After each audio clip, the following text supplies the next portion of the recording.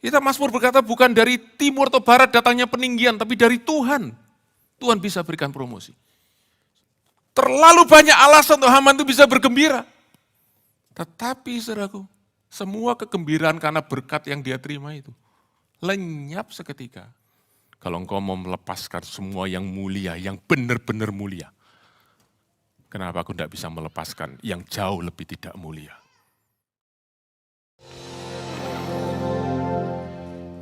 Tuhan, Kau yang layak ditinggikan tempat ini. Ibadah ini untuk Engkau dan tentang Engkau Tuhan. Biar sekarang Engkau memberkati kami dengan firman-Mu. Biar kami tahu hari ini Engkau masih berbicara kepada kami karena Engkau mengasihi kami. Engkau tidak membiarkan kami berjalan dengan kemauan kami sendiri, dengan jalan kami sendiri, tapi Engkau meluruskan jalan kami dengan firman-Mu. Dan biar hari ini Engkau bawa firman-Mu menjadi pelita bagi kaki kami dan terang bagi jalan kami. Dan lebih daripada itu, biar lewat firman-Mu hari ini kami boleh berjumpa sekali lagi dengan Tuhan kami Yesus Kristus. Tuhan yang menyelamatkan, Tuhan yang kami sembah, yang kami kasihi. Terima kasih ya Bapa. Urapi kami semua dalam hadirat-Mu dengan kuasa Roh Kudus, supaya benih firman ini, yang adalah bagian yang terbaik yang Tuhan sudah sediakan buat kami, boleh mendapat tempat yang terbaik di dalam kehidupan kami. Di dalam nama Tuhan Yesus, kami sambut firman-Mu. Haleluya. Amin. Amin. Puji Tuhan. Silakan duduk, saudara terkasih. Puji Tuhan.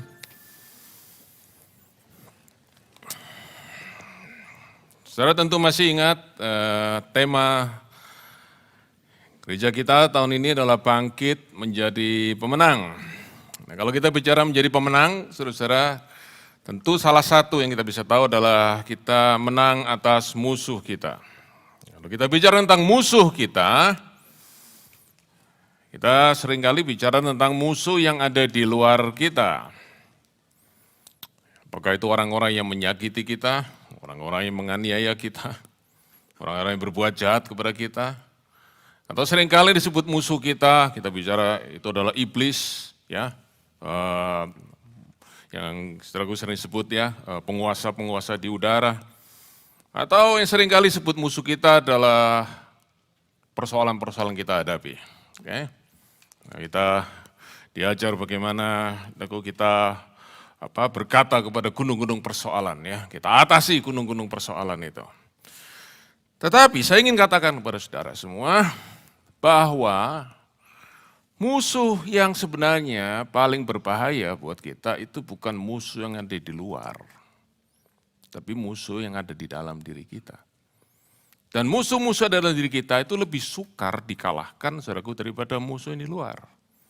Sebab waktu kita mengalahkan musuh di dalam kita, saudaraku, itu seperti orang harus menjalani operasi. Sakit, ya, it's painful. Nah, tetapi, saudara-saudara, itulah yang Tuhan ingin kerjakan dalam diri kita. Dan minggu ini dan minggu depan, saya ingin sampaikan kepada saudara tentang dua musuh yang harus kita kalahkan dalam diri kita. Dan hari ini saya bicara tentang satu musuh yang disebut kesombongan. Saudara-saudara, saya tidak ingin mengkategorikan dosa itu sebagai dosa besar, dosa kecil. Dosa adalah dosa. Tetapi, kalau saudara baca dalam Perjanjian Lama, terutama di dalam kitab Amsal, maka ada satu dosa yang paling sering disebut di situ, yaitu namanya dosa kesombongan. Kenapa, saudaraku? Saya rasa ada dua hal.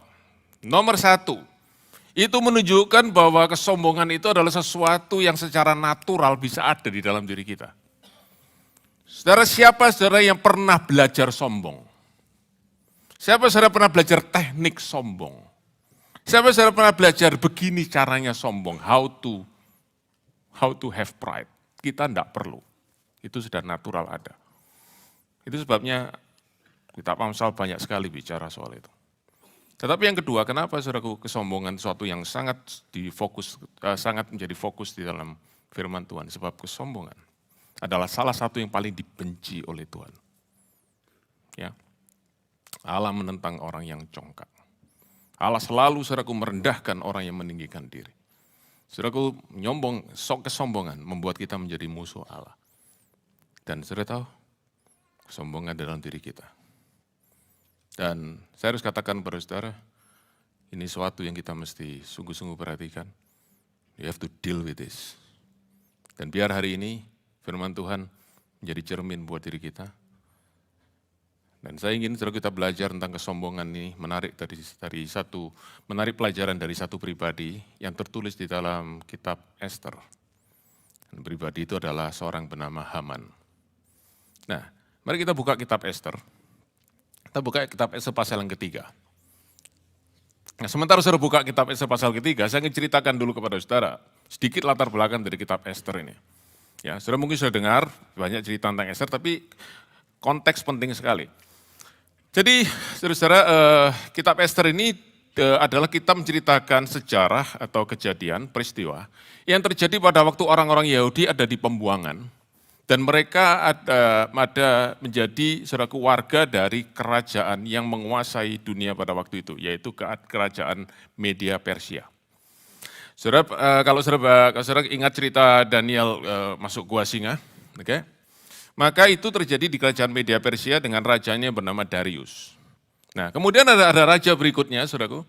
Dan salah satu raja yang berkuasa pada zaman, saudaraku, kisah daripada Esther itu adalah seorang raja bernama Ahasveros. Ya, dan ibu kota kerajaannya namanya ibu kota Susan. Ibu kotanya namanya Susan. Jadi cerita itu dimulai, saudaraku, dalam Esther yang pertama dikatakan Raja Ahasveros ini mengadakan satu pesta. Dan dia undang istrinya, dia ingin minta istrinya hadir, saudaraku, untuk menunjukkan betapa cantiknya istrinya ini. Tetapi ternyata saudaraku istrinya punya acara lain dengan istri yang lain, dengan ibu-ibu yang lain. Jadi nggak mau datang. Saudaraku raja marah dan juga penasihat raja berkata, Baginda, ini akan menjadi presiden yang buruk. Ya, ini akan menjadi contoh yang buruk. Nanti kalau istri raja saja berani memberontak kepada raja, nanti istri-istri yang lain semua akan memberontak kepada suaminya. Dan tentu saudaraku yang ngomong ini para suami. Nah lalu raja tanya, jadi enaknya gimana? Pecat itu, pasti. Saudaraku raja lagi mendidih di hati. Dia langsung berkata, pecat. Dipecat benar saudaraku, pasti dibuang dari istana. Saudara tahu ya, emosi kita itu tidak pernah stabil. Emosi itu kadang naik, kadang turun. Dan saya ingin pesan kepada saudaraku, jangan ambil keputusan yang penting waktu emosi kita lagi tinggi. Kemungkinan besar kita akan nyesel. Dan benar saudaraku, waktu marah raja sudah surut, dia mulai terkenang kepada Wasti. Wasti, kangen aku. Tapi sudah dipecat. Diambil kembali, malu dong, menjilat ludah sendiri. Jadi raja bilang, tolong aku carikan ganti. Dan saudaraku dibuatlah, saudaraku,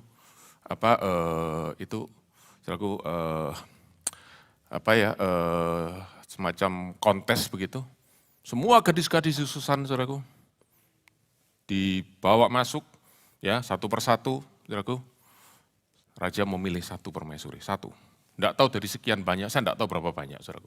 Tapi pasti cukup banyak. Dan salah satu yang ikut kontes itu, saudaraku, adalah kontes pemilihan ratu itu adalah seorang dari bangsa Yahudi. Jadi bukan bangsa Media Persia. Namanya Esther. Dan dia punya saudara sepupu namanya Mordekai. Nah, Mordekai bilang pada Esther, kamu ikut. Oh, mana mungkin saya ikut. Sudah kamu ikut aja, tapi jangan bilang-bilang kalau kamu orang Yahudi. Esther ikut, saudaraku, dan dia terpilih. Kenapa? Oh, dia lebih cantik yang lain, terserah. Tapi yang pasti dia terpilih. Raja Ahasveros pilih dia dan Esther jadi permaisuri dari negara superpower pada saat itu. Mordekai waktu mendengar Esther jadi ratu, dia tidak berkata gini, all the best. Tidak.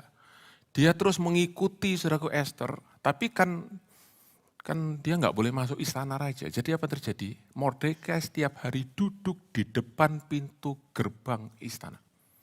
Untuk pastikan Esther is okay. Ya, saudaraku, itu kasihnya Mordekai seperti itu. Nah, satu kali di pasal 2, saudaraku, Mordekai lagi duduk di pintu gerbang, tiba-tiba dia mendengar dua pegawai dari istana raja, ya, lagi, maaf saya pakai bahasa saya, rasan-rasan, oke ya, lagi bicara tentang raja dan dua-dua ini sakit hati sama raja, benci sama raja, dan mereka merencanakan pembunuhan terhadap Raja Ahasveros. Mordekai dengar, langsung dia lapor, saudaraku, ke istana, dan dua orang ini ditangkap, dihukum mati, dan nama Mordekai tercatat di dalam sejarah kerajaan Media Persia sebagai orang yang menyelamatkan raja. Masalahnya, namanya dicatat tok, gak dikasih hadiah apa-apa. Saudara mau? Saudara melayani, dan nama saudara dicatat. Biasi Melbourne, ini orang berjasa, tapi saudara gak dapat apa-apa. Mau? Siapa yang mau? Siapa saudara mau nama saudara gak dicatat, tapi saudara dapat apa-apa? Saudara, waktu Tuhan Yesus satu kali dalam pelayanan di bumi, dia pernah ngutus 70 murid. Kamu pergi, sembuhkan orang sakit, usir setan, beritakan Injil. Mereka balik, lapor guru. Gimana laporannya? Sukses besar. Setan-setan tunduk kepada kami. Usir, lari semua.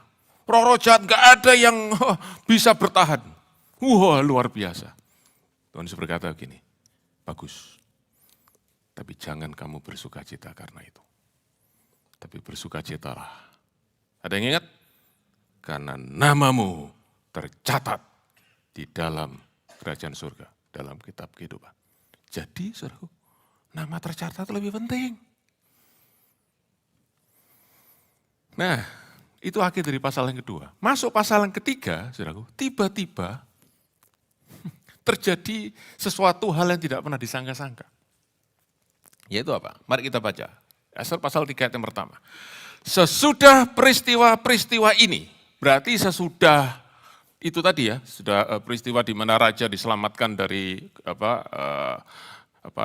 persekongkolan konspirasi, ya, murder konspirasi itu. Maka Haman bin Hamedata, orang Agag, dikaruniailah kebesaran oleh Raja Ahasveros dan pangkatnya dinaikkan, serta kedudukannya ditetapkan di atas semua pembesar yang ada di hadapan Baginda. Dan semua pengawal raja di pintu gerbang istana, raja berlutut dan sujud kepada Haman, sebab demikianlah diperintahkan raja tentang dia. Saudara-saudara, tiba-tiba ada satu orang namanya Haman, dan dikatakan dia ini mendapat promosi daripada Raja Ahasveros, tidak dijelaskan promosinya alasannya apa. Tapi yang pasti dia dikasih kedudukan paling tinggi di kerajaan itu, lebih daripada semua pejabat yang lain, dan dia menjadi orang nomor 2 paling tinggi kedudukannya setelah Raja Ahasveros. Saudara-saudara, benar-benar promosi yang luar biasa. Saya tidak tahu kedudukan Haman dulu itu seperti apa. Tapi yang pasti, saudaraku, sekarang dia menduduki kedudukan yang paling tinggi yang bisa dicapai oleh seorang di situ, saudaraku, di bawah pemerintahan Raja Ahasveros. Saya mau tanya kepada saudara semua, berapa banyak saudara yang merindukan saudara dapat promosi? Berapa banyak saudara yang merindukan saudara diturunkan jabatan saudara? Ditanya siapa yang promosi, nggak mau, berarti minta diturunkan dong. Saudara-saudara, biasalah pepatah biasanya mengatakan malu-malu tapi mau. Oke. Nah, saudara-saudara, kita sering mendengar ya, saudara-saudara lihat promosi datang daripada Tuhan. Percaya kepada Tuhan, nanti Tuhan akan promosikan. Saya percaya itu bisa terjadi. Saudara-saudara tidak jadi ekor, saudara jadi kepala. Saudara akan terima promosi daripada Tuhan. Oke? Promosi. Saudara akan naik ke atas. Saya percaya Tuhan bisa lakukan itu. Saudara percaya? Wah. Kok? Enggak tahu ya. Saya sudah kerja 5, 6, 7 tahun. Saya cuma jadi agen promosi, tidak pernah dapat promosi. Tapi saudara-saudara percaya Tuhan bisa kasih promosi? Amin? Percaya? Percaya saudaraku, Tuhan bisa. Kita Mazmur berkata bukan dari timur atau barat datangnya peninggian, tapi dari Tuhan. Tuhan bisa berikan promosi. Saudara dengar baik-baik. Pertanyaannya bukan apakah saudara bisa dapat promosi. Pertanyaannya saudara bisa handle promosi atau enggak. Saudara-saudara, the question is not whether you can have success, but the question is whether you can handle success. Karena tidak banyak orang, atau banyak orang yang tidak bisa handle, tidak bisa menangani sukses. Begitu mereka mengalami sukses, apa terjadi saudaraku? Mereka tidak bisa kontrol sukses itu, hidup mereka dikontrol oleh sukses. Hidup mereka dikuasai oleh sukses. They lose control. Dan itu yang terjadi dengan Haman. Dan saudaraku, hari ini saya akan sampaikan, saudaraku, ini penting. Kenapa saudara kita mesti tahu nih? Sebab waktu kita mengalami sukses, kita mengalami promosi, ada satu hal saudaraku yang akan mulai benih yang tadinya dormant, tidur dalam diri kita. Tiba-tiba akan mulai muncul, berakar, bertumbuh dan berbuah dengan sendirinya. Itu namanya benih kesombongan, pride. Tidak ada saudaraku orang yang gagal terus saudaraku mulai menyombongkan, enggak ada. Tapi begitu mulai sukses, saudaraku, kesombongan mulai muncul. Sejalan dengan suksesnya tambah tinggi, sombongnya juga ikut tambah tinggi. Kita harus hati-hati. Dan itu jadi dengan Haman, dan ada 7 hal yang disampaikan kepada saudara-saudara. Apa yang jadi dengan Haman? Waktu dia mengalami promosi itu, waktu dia mengalami sukses itu di dalam pekerjaannya. Dan saudara-saudara, saya ingin kita bukan hanya nonton Haman, tapi kita bercermin di dalam diri Haman. Sebab apa yang Haman alami, kita semua bisa alami. If it is written, it happened. If it happened, it can happen again. Dan jangan sampai terjadi buat saudara dan saya. Oke? Lihat saudaraku, apa yang terjadi dengan Haman. Nomor 1. Pride, kesombongan akan membuat kita boasting. Kesombongan akan membuat kita nyombong, meninggikan diri. Mari kita lihat. Ester pasal yang kelima. Ester pasal yang kelima, ayat yang ke-11. Lihat kitab saudara ya, Ester pasal 5 ayat 11. Maka Haman menceritakan kepada mereka. Siapa mereka itu saudaraku? Lihat ayat 10. Sahabat-sahabatnya dan Zeres istrinya. Oke? Ayo baca sama-sama. Menceritakan pada mereka itu apa? Besarnya kekayaannya, banyaknya anaknya laki-laki dan segala kebesaran yang diberikan raja kepadanya, serta kenaikan pangkatnya di atas para pembesar dan pegawai raja. Cerita semua. Saudara-saudara, siapa saudara yang, kalau tidak keberatan ya, kalau tangan saudara enggak berat hari ini, siapa saudara yang pernah mengalami sukses di dalam hidup saudara? Aduh, kasihan. Katanya ada kutuk kegagalan ini ya. Perlu diusir. Siapa yang pernah mengalami sukses? Di pekerjaan, di sekolah pernah ya? Oke. Siapa yang hati saudara rejoicing, bersukacita waktu saudara mengalami sukses? Puji Tuhan. Berapa banyak saudara yang puas dengan saudara mengalami sukses itu? Berapa saudara yang merasa kepuasanmu akan maksimal kalau engkau menceritakan suksesmu pada orang lain?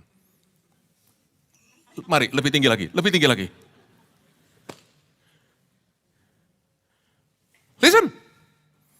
Listen. Success alone does not give us full satisfaction. Until we announce to the world, masuk dunia dalam berita, bahwa saya sudah berhasil. You understand? Oh, ada yang verbal cerita, saudaraku, berita mbak ya, segala kemuliaan bagi Tuhan ya, saudaraku. Tapi itu cuma catatan kaki. Isinya benar, lihat saya. Saudara-saudara, ada kepuasan sendiri, saya beritahu. Ada kepuasan di dalam kita tuh bragging, boasting, itu ada kepuasan. Dan itu yang kita mesti hati-hati. Saudara-saudara, ada satu hamba Tuhan, Ray Pritchard. Dia berkata begini, waktu engkau mulai boasting, waktu engkau mulai cerita Oh, betapa hebatnya engkau, kamu sih hati-hati ya. Kamu sedang berdiri di lapisan es yang tipis dan di bawahmu itu ada air yang sangat dingin. Yang kalau kau masuk dalamnya engkau bisa mati. Dan semakin engkau boasting, maka retak di es itu akan tambah besar. Sebentar lagi engkau jatuh. Hati-hati. Saudara, kalau kita sukses, kita berhasil. Nikmati itu. Dan ucapan syukur kepada Tuhan. Nggak usah bikin pengumuman. Ada saudara yang kayak saya, jengkel, tiap kali dikirimin WhatsApp foto makanan mewah-mewah. Tapi nggak pernah diajak. Oke. Saudara, boasting. Ingin tunjukkan, nih loh, saya bisa. Look at this. Very dangerous. Yang kedua, apa yang Haman lakukan, saudaraku? Pride will make us demanding. Kesombongan akan membuat kita menjadi orang yang menuntut. Karena saudaraku kita mulai, saudaraku boasting, saudara tahu ya waktu kita mulai boasting, itu seperti saudara sedang mengisi balon udara dengan gas helium. Balonnya akan mulai naik, tambah tinggi, tambah tinggi, tambah tinggi. Dan semakin tinggi, saudaraku, saudara kita akan menjadi orang, tanpa sadar kita menjadi orang yang mulai menuntut. Semakin tinggi, kita merasa kedudukan kita, semakin banyak tuntutan kita, dan semakin banyak orang yang kita tuntut. Saudara lihat apa yang terjadi dengan Haman. Di dalam pasal yang ketiga kembali, saudaraku. Di dalam ayat yang kedua, dikatakan semua pegawai raja yang di depan pintu gerbang istana berlutut sujud kepada Haman, sebab demikianlah diberitakan raja tentang dia. Tetapi Mordekai tidak berlutut dan tidak sujud. Semua sujud, satu orang enggak mau sujud. Satu orang enggak mau hormati. Apa akibatnya? Ayat 5. Ayat 5. Ketika Haman melihat bahwa Mordekai tidak berlutut dan sujud kepadanya, maka sangat panaslah hatinya. Saudara-saudara,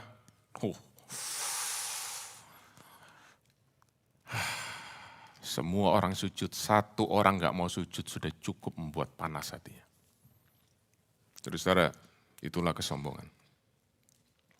Sombongan membuat kita menuntut semua harus menuruti yang kita mau.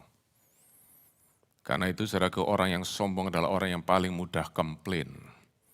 Complain about everything. Komplain kenapa kok jalanan macet. Komplain kenapa kok hari ini hujan. Besoknya kenapa kok hari ini panas. Komplain terus. Macam-macam.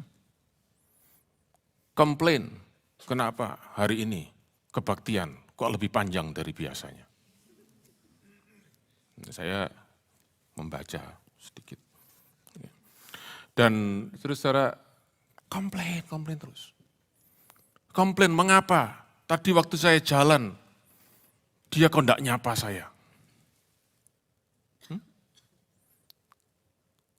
Saudara ada pernah dengar orang komplain seperti itu? Saya pernah dengar komplainnya. Si ini tuh sombongnya minta ampun. Kenapa? Masa jalan sisipan sama saya?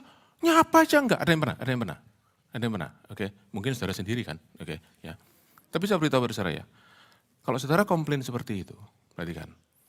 Mungkin orang itu sombong, tapi saudara juga sombong. Sebab saudara menuntut orang melakukan sesuatu kepada saudara seperti yang saudara inginkan. There is a pride inside you that you don't realize. Saudara-saudara, orang yang sombong adalah orang yang terus mengeluh. Bahasa Inggrisnya, saudaraku, menggerutu. Ya, bahasa Inggrisnya murmuring. Saudara ya, istilah murmuring, bahasa Indonesianya itu gampang, saudaraku. Sudah di Indonesia kan, muring-muring. Ya, marah-marah terus. Ini terus, saudaraku. Perhatikan. When you start to complain a lot, Saudara tidak bisa bersyukur, itu artinya ada kesombongan dalam saudara. Sebab saudara ingin mengontrol seluruh dunia ini, seluruh situasi. Harus memenuhi keinginan saya. Kesombongan. Dan kesombongan, saudaraku, akan merusak hubungan kita dengan orang lain. Sebab kita akan terus paksa orang lain untuk nurutin kita. Bukan kita yang mau mengasihi dan melayani orang lain. Ya? Kalau saudara banyak hubungan saudara rusak dengan orang lain, coba periksa diri kita lebih dulu. Bisa jadi, itu karena kesombongan dalam diri kita. Saya nggak mau sama dia, kenapa? Habis dia tidak pernah mau cocok dengan saya. Loh kenapa tidak kamu yang cocok dengan dia? Kita selalu menuntut orang lain. Oke, yang ketiga. Pride will bring a restless heart. Kesombongan akan membuat hati ini gelisah terus, tidak pernah damai. Coba saudara lihat ya. Ester pasal yang kelima, ayat yang ke-9. Nah, saya mau cerita dulu saudaraku. Ayat ke-9 ini ada background-nya. Background-nya adalah Haman itu dapat undangan dari Ester, dari Ratu Ester. Ya, untuk saudaraku menghadiri perjamuan super eksklusif yang diundang cuma 2 orang sama yang mengundang 3 orang. Ester, Ratu, Raja Ahasveros, dan Haman. Saudara pernah tahu istilah VIP? Very important person. VVIP, very, very important person. Ini SVIP, super, very important person. Karena itu, saudara-saudara, begitu Haman dapat dengar undangan itu, saudara baca ayat 9, pada hari itu, keluarlah Haman dengan hati riang dan gembira. Ya, siapa yang enggak senang, saudaraku? Ya, bukan soal undangannya, tapi undangan itu menunjukkan dia super important person. Senang, saudaraku. Dia mungkin jalan, matahari bersinar. Ya, I walk in the sunshine. Oh, oke, saudaraku. Ayat berikutnya, kalimat berikutnya. Tetapi, ketika Haman melihat Mordekai ada di pintu gerbang istana raja, tidak bangkit dan tidak bergerak menghormati dia, maka sangat panaslah hati Haman kepada Mordekai. Sudah lihat ya, hati yang gembira, hati yang berbunga-bunga dalam sekejap berubah dari jadi hati yang panas. Hilang itu namanya sukacita, hilang itu namanya gembira, berubah jadi api yang membara di dalam. Semuanya gara-gara satu orang, Mordekai. Saudara, coba saudara lihat ya. Haman ini kurang apa sih? Dia dapat kedudukan paling tinggi, betul ya? Berarti saudaraku dia juga dapat kekayaan. Dia juga saudaraku diundang ke pesta yang paling eksklusif. Oh, saudaraku, di seluruh kerajaan Media Persia tidak ada orang yang lebih blessed, ya. Orang yang lebih diberkati kalau kita pakai istilah rohani, saudaraku, daripada Haman. Terlalu banyak alasan untuk Haman itu bisa bergembira. Tetapi, saudaraku, semua kegembiraan karena berkat yang dia terima itu lenyap seketika. Hanya karena dia lihat satu orang, nggak mau sujud sama dia. Coba saudara lihat ya. Itu sebabnya saya ingin katakan nih kepada saudara-saudara. Ada satu bahaya, saudara, ada satu efek yang sangat serius daripada kesombongan. Kesombongan itu bikin kita buta. Buta terhadap apa? Buta terhadap berkat dan privilege yang begitu banyak yang kita sudah terima dari Tuhan. Karena kita masih nuntut semua yang lain. Semua harus perfect seperti yang saya mau. Saudara-saudara, itu membuat Haman tidak bisa happy. Hidupnya, hatinya dikontrol oleh satu orang Mordekai. Dengar baik-baik, saudaraku. Kesombongan itu Biasanya karena kita merasa diri kita kuat. Ya, tapi dengar, kesombongan justru menunjukkan kita lemah. Kenapa? Karena emosi Haman, di dalam kesombongannya, dia menjadi orang yang sangat lemah, rapuh emosinya. Sebentar senang, langsung marah. Hanya karena itu. Hanya karena kesombongan. So pride will never make you stronger. Pride will always make you weaker. Nah,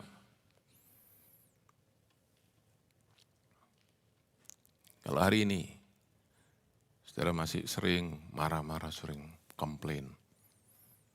Saudaraku, coba berhenti sebentar. Coba alihkan pandanganmu dari hal yang engkau tidak suka, hal yang membuat engkau marah. Alihkan pandanganmu kepada begitu banyak berkat yang Tuhan sudah beri dalam hidupmu. Mestinya kita bisa bersyukur, bersukacita, bergembira di dalam kasih Tuhan. We always focus on things that do not work according to what we want. Why don't we focus on many things that we receive from the grace of God? Oke, berikutnya. Saudara-saudara, Haman di dalam ayat yang ke-13, 12-13 dia berkata begini kepada semua orang. Hei, aku dapat undangan dari Ratu Esther. Ini undangan yang super spesial. Ya, tapi ayat 13 dia berkata gini. Tetapi semuanya itu tidak bisa memuaskan aku selama Mordekai itu masih nongol di depan pintu gerbang.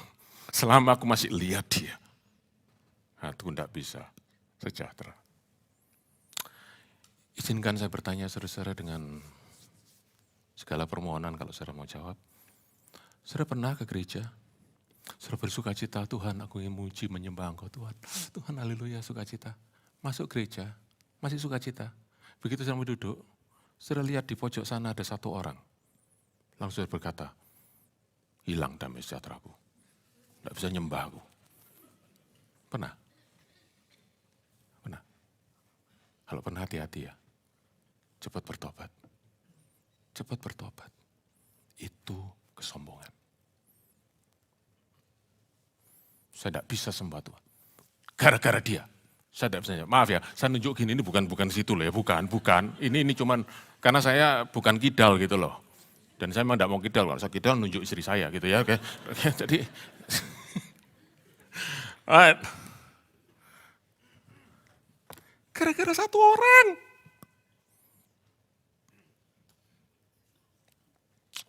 Ya, sampai di sini saudaraku. Saya harus katakan pada saudara-saudara, sudah cukup kita tahu betapa bahayanya kesombongan itu. Tapi dengar baik-baik, yang kita mesti pelajari lebih lagi adalah, saudara-saudara, sombong itu sangat berbahaya dan saudara tidak pernah tahu kemana kesombongan akan bawa saudara pergi. Saudara tidak pernah tahu kesombongan akan menyeret saudara kemana. So follow me after this. Nomor 4. Kesombongan akan membawa kita kepada kejahatan. Ya. Saudara-saudara, Haman lihat Mordekai, nomor 1 dia marah. Dari marah, dia jadi benci. Dan dari benci, saudara tahu firman Tuhan berkata apa? Barang siapa membenci saudaranya, ia sama dengan seorang pembunuh. Dan benar-benar yang Haman inginkan adalah dia ingin membunuh Mordekai. Mari baca ayat 5, pasal 5, ayat 14. Jadi setelah Haman bilang, aku ini dapat semuanya, tapi gara-gara satu Mordekai, aku tidak bisa sejahtera. Lalu saudaraku, ayat 14, pasal 5 ayat 14, mari baca. Lalu kata Zeres istrinya dan semua sahabatnya kepadanya, suruhlah orang membuat tiang yang tingginya 50 hasta dan persembahkanlah besok pagi kepada raja, supaya Mordekai disulakan, digantung orang pada tiang itu. Saudaraku, dia mau gantung Mordekai di tiang gantungan. Oke. Tapi saudaraku dengar ya, berapa tingginya? 50 hasta. Saudara tahu 50 hasta itu kemarin saya cari, saudaraku, berapa sih? 23 meter. Tiang gantungan 23 meter. Dan untuk gantung orang, bukan gantung baju. Kenapa mesti 23 meter, saudaraku? Saya beritahu pada saudara ya, sebegitu tingginya kesombongan Haman. Dia mau tunjukkan ini orang yang berani kurang ajar sama aku. Lihat semua, dia mau gantung Mordekai 23 meter. Saudaraku, 23 meter itu gedung tingkat 8. Saudara bisa bayangkan? Mesti bikin tiang gedung tingkat 8. Begitulah kesombongan. Saudara, tidak puas, hanya marah, dia ingin bunuh Mordekai. Ya, tapi begini saudara-saudara, dari mana sih dia dapat ide bikin tiang gantungan 23 meter itu?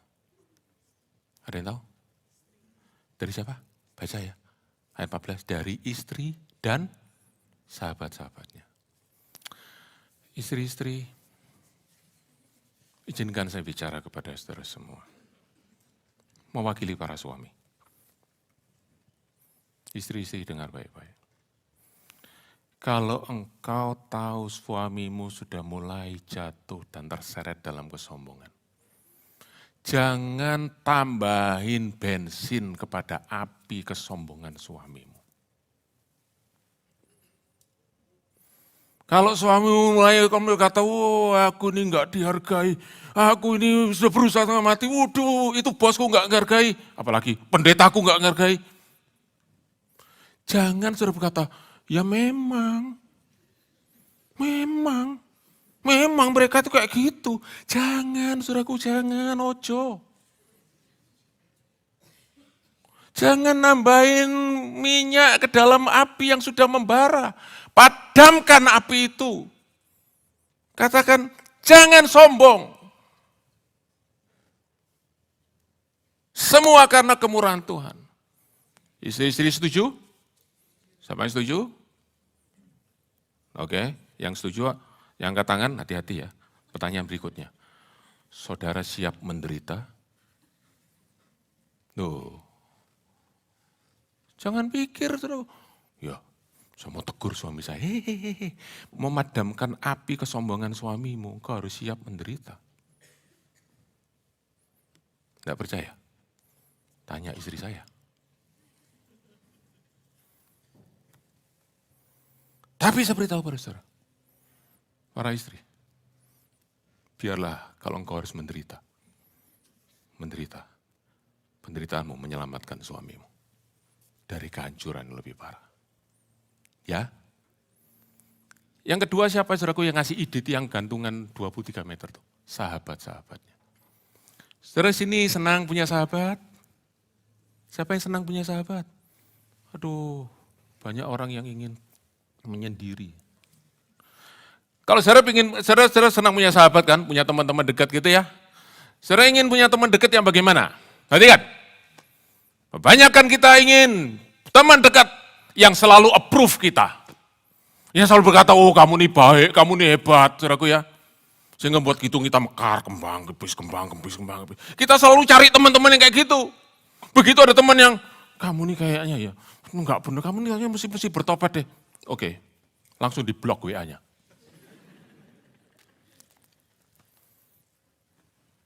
Saudara dengar. Kita punya teman-teman yang selalu approve kita tidak pernah menegur kita, tidak pernah mengoreksi kita. Berarti kan saudaraku, itu hanya membawa kita kepada kehancuran. Sebab waktu kita berbuat salah pun, mereka akan approve kita. Mereka berkata, oh kamu baik, oh kamu baik. Kenapa banyak pemimpin besar jatuh? Karena mereka dikelilingi oleh yes men.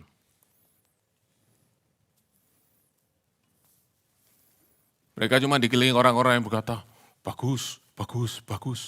Kalau salah saudaraku malah dibela.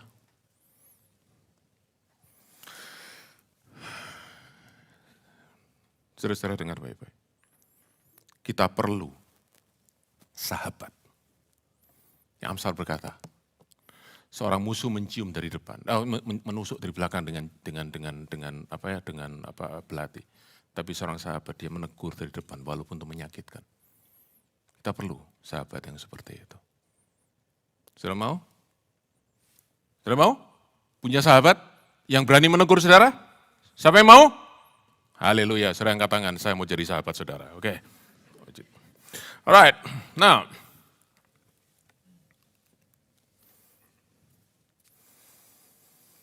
Kita perlu orang-orang yang berani menyampaikan kebenaran yang keras. Tapi bisa menyelamatkan kita dan membawa kita kepada pertobatan. Oke? Nah, saudara-saudara, Haman, begitu dia jahatnya ya, sampai dia itu tidak puas hanya kalau membunuh Mordekai. Saya senang dengan terjemahan ini saudara dalam bahasa Inggris ya. Katakan gini, dalam Ester 3 ayat yang ke-6. Bahwa dia itu melihat dirinya terlalu penting sehingga kalau Mordekai ini berbuat jahat sama dia cuma balas Mordekai, nggak level. Dia mau babat semua orang Yahudi untuk menunjukkan satu orang berani kurang ajar sama aku, satu bangsa habis. Begitu sombongnya Haman. Dan begitu kesombongan membawa dia kepada kejahatan. Pride leads to evil. Saudara mungkin saudara belum pernah berbuat jahat, tetapi pikiranmu sudah jahat. Itu sudah cukup saudaraku di hadapan Tuhan sebagai kejahatan. Nomor 5, pride will make us delusional. Apa delusional itu saudaraku? Delusional adalah kita itu percaya diri kita itu orang lain daripada kenyataan yang sebenarnya. Dan orang lain itu adalah orang yang jauh lebih tinggi daripada kita yang sebenarnya. Saudara, dulu waktu masih kecil, tadi saya cerita ya soal main balon ya. Saudara pernah main balon yang diisi gas helium. Itu kan bisa karena helium itu lebih ringan dari oksigen, jadi bisa naik ke atas loh. Nah saudaraku, kesombongan seperti itu. Kita pegang balon yang naik tinggi ke atas, dan saudaraku kita lupa, kita masih di bumi. Kita pikir kita ada di tempat balon tersebut. Delusional. Haman mengalami itu. Coba kita baca. Di Ester pasal yang ke-6. Nah, saya cerita dulu saudaraku sebelum kita baca ayat firman Tuhannya. Jadi Asveros itu, satu kali Raja Asveros itu satu malam tidak bisa tidur. Oke. Enggak tahu kenapa saudaraku, tapi malam tidak bisa tidur. Lalu dia itu melakukan sesuatu yang aneh. Dia bukan cari obat tidur, atau saudaraku panggil orang untuk nyanyi gitu ya. Nina bobo gitu ya, supaya dia tidur, enggak saudaraku. Tapi dia panggil pegawainya satu di bagian pencatatan sejarah. Lalu dia bilang nih, tolong bacakan daftar nama orang-orang yang pernah berjasa kepada kerajaan ini, berjasa terhadap aku. Dibacakan saudaraku pegawainya. Si A, jasanya nomor 1, lalu raja tanya, dia sudah dikasih penghargaan belum? Sudah Baginda, dia dikasih ini. Oke, good. Berikutnya, si B, jasa nomor 2, sudah dikasih penghargaan? Sudah. Terus saudaraku, sampai dibacakan berikutnya, Mordekai. Apa jasanya? Menyelamatkan raja dari pembunuhan. Sudah dikasih penghargaan? Belum. Mana bisa ini? Jasa yang sangat besar menyelamatkan nyawaku kok. Aduh, kok bisa lupa aku. Nah, itu malam hari saudaraku.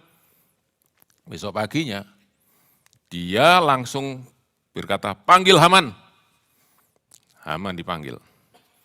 Setelah Haman masuk, saudaraku mari baca ayat yang ke-6. Setelah Haman masuk, bertanyalah raja kepadanya, apakah yang harus dilakukan kepada orang yang raja berkenan menghormatinya? Jadi penghormatan apa yang harus diberikan kepada orang yang aku ingin hormati? Seperti apa penghargaannya? Baca saudaraku, baca ayat yang ke-6. Kata Haman dalam hatinya, kepada siapakah lagi raja berkenan menganugerahkan kehormatan lebih dari kepadaku. Ini namanya delusional.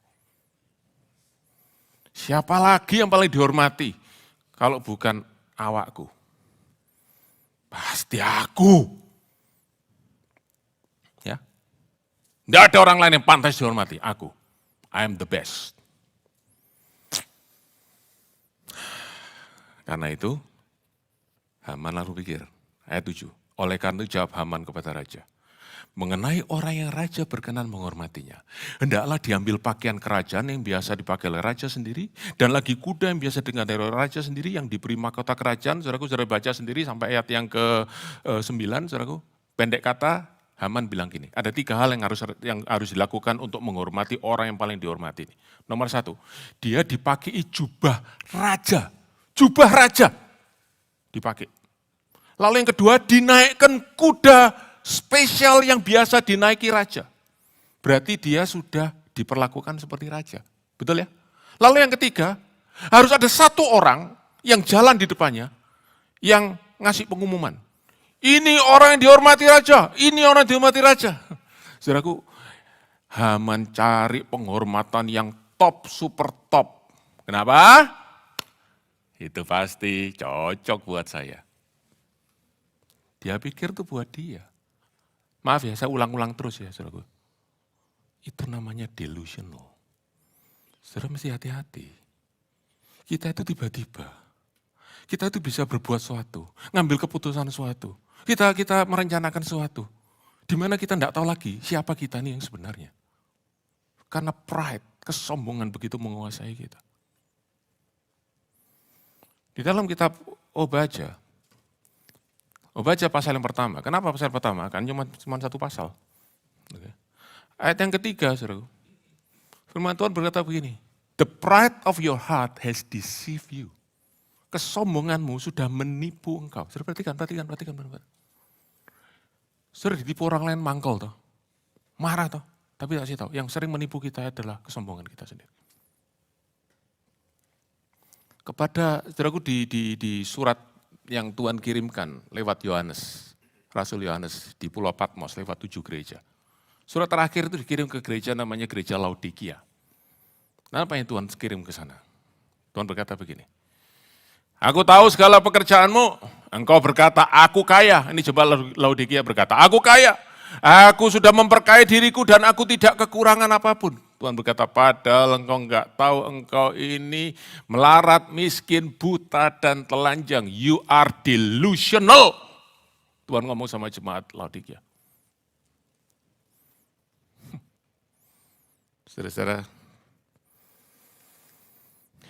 dan waktu kita sudah mencapai tahap delusional ini, tidak lama lagi, kejatuhan akan datang.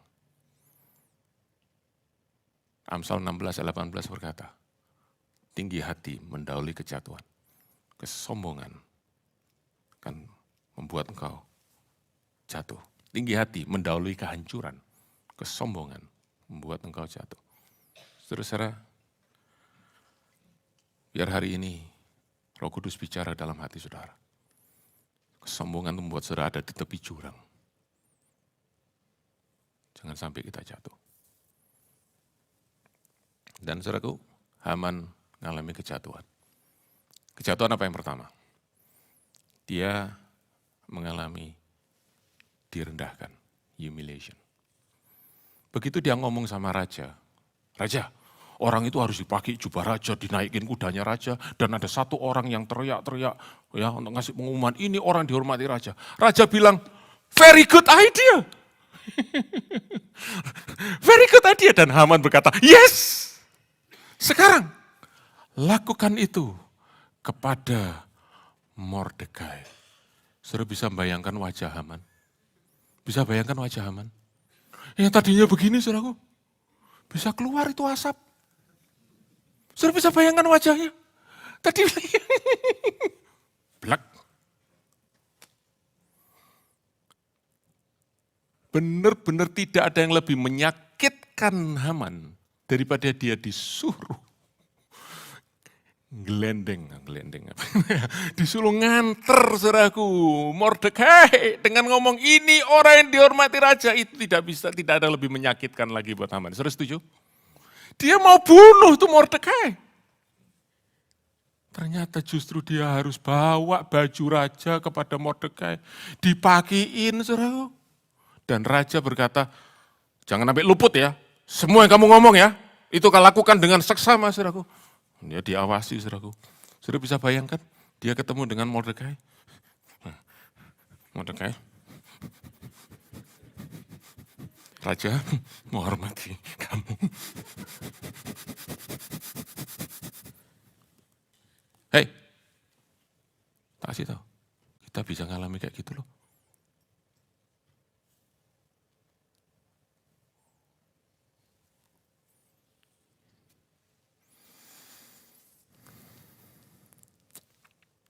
Saudara, barang siapa meninggikan diri, dia akan direndahkan. Itu firman Tuhan. Saudara nggak mau direndahkan kan? Saudaraku, lebih enak kita tinggal di tempat yang rendah daripada dilemparkan, dicampakkan ke tempat yang rendah. Setuju? Yang terakhir, apa saudara? Pride will kill, destroy us. Saudara, singkat cerita ya, Haman akhirnya digantung di tiang gantungan yang dia buat sendiri untuk Mordekai. Saudara ngerti istilah bahasa Indonesia peribahasa senjata makan tuan. Ini senjata makan Haman. Dia digantung di tiang itu.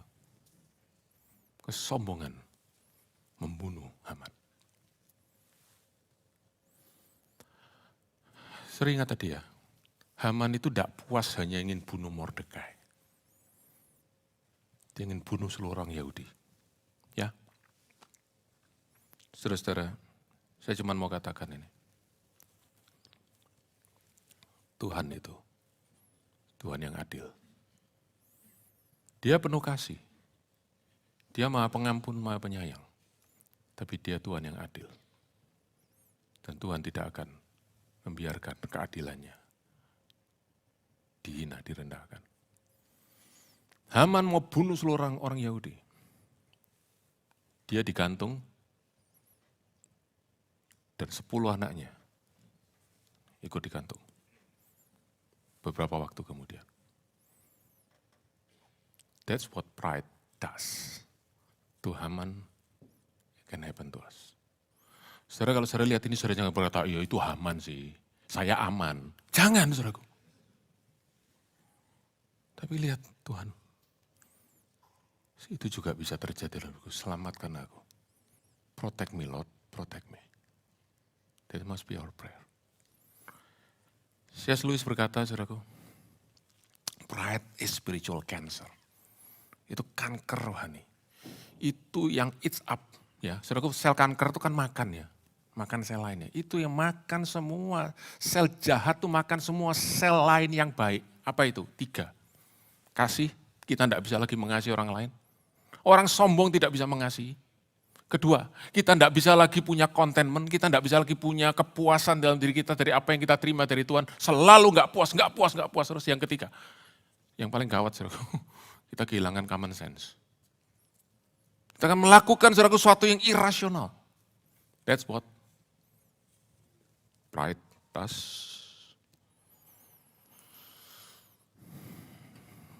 Dan saudara-saudara, berapa banyak saudara yang ingin berkata, aku mau dilepaskan dari kesombongan. Aku mau mengalahkan kesombongan. Saudara mau? Oke. Saya mau kasih tahu dulu pada saudara-saudara. Ada satu hal atau problem paling besar, yaitu kesombongan itu adalah sesuatu yang mendarah daging di dalam diri kita semua. Manusia yang berdosa ini. Sebab kesombongan itu dimulai. Waktu dosa itu datang, manusia tidak lagi, saudaraku, mendapatkan harga dirinya, estimnya di dalam Tuhan. So, dia sudah terpisah dari Tuhan, dia mencari di dalam dirinya sendiri. Dia mencari di hal-hal lain. Itu saudaraku benih kesombongan. Di mana kita mencari kebanggaan diri kita di luar Tuhan. Dan Charles Spurgeon berkata, pride is the nature of fallen man. Dan kita seringkali tidak sadar, kita ini sombong. Saudaraku, orang yang sombong waktu ditegur, engkau sombong. Siapa yang sombong? Ingat. Waktu engkau berkata begini, 1 jari menunjuk, 3 jari menunjuk sama saudaraku, dan macam-macam lah. Tapi hari ini, saudara, ingat ya, ada satu hal yang kita tuh tidak pernah sadar dari diri kita sendiri, dan harus sadarkan dari orang lain. Salah satunya adalah kesombongan. Jadi kalau orang lain bilang kita sombong, saudara, kita harus bilang, terima kasih. Dan saya mau belajar. Kalau ada dari saudara yang berkata kepada saya, Daniel, kamu ini sombong. Dan kalau saya berkata, coba jelaskan. Jawab saja pada saya, dengar lagi khotbahmu. Serius. Serius. Ya. Nah, di dalam dunia ini, saudaraku, kita ini diajar untuk jadi sombong. Dunia ini mengagungkan kesombongan. Sesuatu yang kita bisa banggakan di dalam diri kita. Dan saudara-saudara, sombongan itu bisa jadi sesuatu yang kelihatannya rohani. Waktu kita mulai mengkritik gereja lain. Oh, itu banyak karena itu isinya entertainment. Saudaraku, hati-hati. Nah, saya ini ngomong tentang diri saya sendiri. Saudara. Kita harus hati-hati. Ya, ada kesalahan-kesalahan yang kita mesti tahu. Tetapi waktu kita menyatakan kesalahan orang lain, saudaraku, hati-hati, jangan sampai kita lakukan dari hati yang sebenarnya sombong. Waktu kita menunjukkan kesalahan orang lain, sebenarnya kita menunjukkan diri kita lebih baik daripada orang lain. That is pride. Saudara-saudara, kalau saya tanya kepada saudara, berapa rasio saudara kritik orang lain dan minta maaf buat orang lain? Berapa rasionya? Siapa yang 1000 banding 1? Itu sudah luar biasa. Tapi biarlah hari ini kita lebih banyak mau bertobat dari kesalahan kita, instead of terus melihat kesalahan orang lain. Ya, saudara-saudara, saya ingin tutup dengan ayat dalam 1 Petrus pasal 5 ayat 5 dan 6. Karena itu, biarlah engkau mengenakan kerendahan hati satu sama lain, merendahkan diri sama lain. Sebab ada tertulis, Allah menentang orang yang congkak, tetapi mengasihani mereka rendah hati. Dan rendahkanlah dirimu di hadapan tangan Tuhan yang kuat supaya meninggikan engkau pada waktunya. Saudara-saudara, bagaimana kita bisa lepas daripada kesombongan? The answer is in the gospel. Di dalam Injil Tuhan Yesus Kristus. Di dalam salib Kristus. Disitulah kita akan mendapatkan jawaban, kelepasan atas kesombongan. Sebab apa? Di dalam salib Kristus itu kita melihat satu pribadi yang harusnya bisa punya semua kebanggaan, semua kemuliaan. Tapi dia tanggalkan kemuliaan itu. Ya, Paulus berkata dalam Filipi 2 ayat yang kelima, hendaklah kamu dalam hidupmu bersama menaruh pikiran dan perasaan yang terdapat juga dalam Kristus Yesus. Yang walaupun dalam rupa Allah, tidak menganggap kesetaraan dengan Allah itu sebagai milik yang harus dipertahankan. Melainkan telah mengosongkan dirinya dan mengambil rupa seorang hamba dan menjadi sama dengan manusia. Saudara-saudara, Tuhan Yesus dari rupa Allah, dia mengambil rupa manusia. Dia merendahkan dirinya. Saudara dan saya, rupa asli kita ya manusia. Tidak ada yang perlu saudaraku kita tinggikan. Tidak ada yang perlu kita korbankan. Tidak ada sesuatu yang terlalu hebat untuk kita tidak bisa lepaskan, sebab kita memang manusia yang berdosa. Tetapi Tuhan Yesus dia merendahkan dirinya. Dan dikatakan dalam keadaan sebagai manusia telah merendahkan dirinya dan taat sampai mati, bahkan mati di atas kayu salib. Itulah sebabnya Allah sangat meninggikan dia dan mengaruniakan kepadanya nama di atas segala nama. Saudara, maukah kita datang kepada salib Kristus? Dan kita tinggal di kaki salib Kristus. Dan kita berkata, Tuhan, Engkau yang begitu mulia, turun ke tempat yang paling hina. Dan Anda beritahu kepada saudara, tempat yang paling hina dari Tuhan Yesus bukan kandang Bethlehem, tapi kayu salib. Ya, kandang Bethlehem itu sudah hina, tapi kayu salib itu lebih hina lagi. Dia ambil tempat yang paling hina. Mati seperti seorang penjahat. Untuk apa? Untuk menebus dosa saudara dan saya. Termasuk dosa kesombongan kita.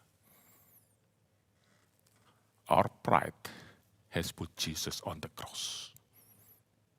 Kalau kita tahu itu, mari kita tinggal di kaki salib Tuhan. Dan kita berkata, Tuhan, kalau Engkau mau melepaskan semua yang mulia, yang benar-benar mulia, kenapa aku tidak bisa melepaskan yang jauh lebih tidak mulia? Dan aku tinggal rendah di kaki salib-Mu. Dan aku puas dengan apa yang aku terima daripada Engkau. Let the cross of Jesus change our heart. Let His blood wash our heart. Let His love heal our heart. God bless you. Tuhan berkati saudara semua.